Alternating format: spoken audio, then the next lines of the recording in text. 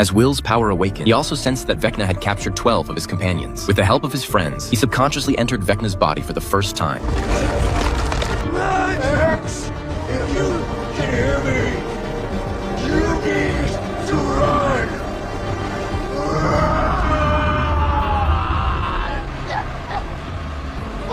A few hours earlier, Dr. K had entered the room where 008 was being held and found him still trapped on the operating table. Dr. K noticed 008's hand. The moment she touched it, the illusion that had been created vanished. It turned out this was part of a plan by Hop and 11 to buy them time to escape. 008 told 11 that when the general found them, he shot all his companions and took him back to the research facility for control, repeatedly extracting his blood. One day, when the guards weren't paying attention, he managed to escape. He discovered that his blood had been used on a pregnant woman, and not just one. There were several women, all heavily pregnant and on the brink of death. Before he could figure out what was going on, he was electrocuted by the guards. The doctor wanted to restart the project for 11's white-haired father, but 008's blood didn't have the same effect as Vecna's. They were all just copies of Vecna. Only 11 was a true match, and even better. So they had been doing everything they could to get their hands on 11. Will, along with his friends, found the injured Lucas and patched up his wounds. Lucas said that now that Will had awakened his abilities, it was like they had a second 11. But Will disagreed. He explained that he wasn't truly 11. He was just borrowing Vecna's powers. He needed to stay close to the collective consciousness to control it. But now that Vecna was absent, Will couldn't use the power anymore. When they crawled out of the tunnel, Joyce was waiting below, urging Will to find a way to tap into his powers again, to use them against Vecna the next time they attacked. Joyce was no longer afraid. Instead, she was hopeful that her son would take the initiative. You didn't fail tonight.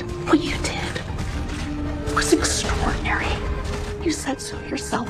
Vecna chose you because he underestimated you. And that is a mistake I will never, ever make again. She shared her plan with the group. First, they would build a set of tracking devices to locate 11 and Jonathan. But Lucas had a different idea. While heating popcorn, he thought of Billy in the steam room. Previously, they had heated Billy and used it to activate particles. Corn was similar to the particles inside the Demon King's body, particles that could be revived with heat. The radio station had 50,000 watts of power. If they could bring the Demon King's corpse and use electrotherapy, they could revive the particles. This would help create a collective consciousness. The group moved the Demon King's body and placed it under the tower, nailing it to the ground with steel spikes. The top and bottom were connected to high-voltage electricity. As the high-voltage current flowed, the Demon King's body began to react and slowly came back to life. Will also linked to the Demon King's consciousness and started experiencing his vision, even entering Derek's perspective. In this state, Will saw Holly and Max. They were following memories step by step to the house that had been turned into the Upside Down. There, they saw the exit door. Just as Holly was about to leave, the door suddenly slammed shut. Immediately after, Vecna appeared before them. At this moment, Vecna dropped his disguise and revealed his true form. He raised his hand and pulled Max toward him. Just as he was about to kill her, Will successfully infiltrated Vecna's body. He twisted Vecna's legs apart with both hands and then remotely controlled him, urging Max and Holly to run. During their escape, Vecna reverted to his Henry form.